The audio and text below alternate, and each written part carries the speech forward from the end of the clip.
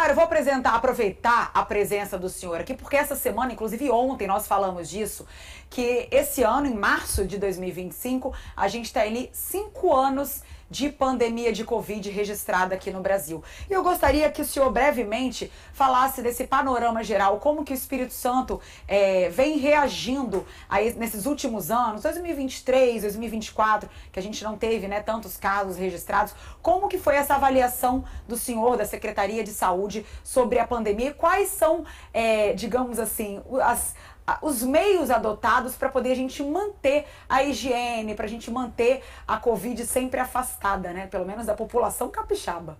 Pois é, Carol, é importante, é um marco que a sociedade capixaba praticamente inteira, né, se recorda do que nós vivenciamos aí nessa pandemia da Covid-19.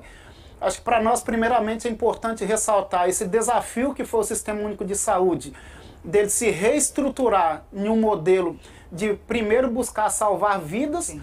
E criar tecnologias. Eu acho que o que nós temos hoje também de algum legado que nós podemos trazer para a sociedade capixaba é principalmente como nós estruturamos o sistema de saúde capixaba. Então, se nós pegarmos a nível das vacinas, por exemplo, nós hoje temos vacinas disponíveis praticamente para toda a sociedade. Nós fortalecemos um sistema de informação, que é o Vacina Confia, para os 78 municípios, então fruto também da pandemia. Por outro lado, para sustentar todas essas informações, e aí principalmente vocês que são da imprensa, vivenciaram muito isso na prática, para que nós tivéssemos informações rápidas e assertivas, nós tínhamos que ter informações de sistemas que fossem confiáveis. Então nós criamos também o ESUS-VS, que hoje ele está nos 78 municípios também, que são sistemas próprios. Além do que nós já colocamos também, que são os leitos, né? Foram mais de 1000 leitos que foram disponibilizados aqui nos nossos hospitais próprios e filantrópicos.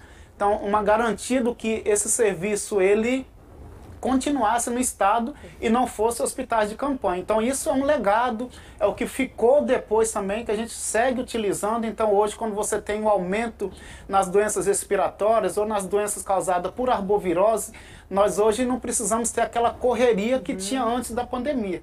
Lógico que a gente sabe que dependendo da demanda, a gente precisa ainda contratualizar leitos. Claro. Mas são demandas que a gente amenizou muito, é o que a gente chama de positivo em relação à pandemia. Perfeito. Subsecretário, para a gente encerrar, tem muita gente que fala, a pandemia acabou, não tem mais Covid. O Estado, ainda que pouco, registra algum caso de Covid vez ou outra?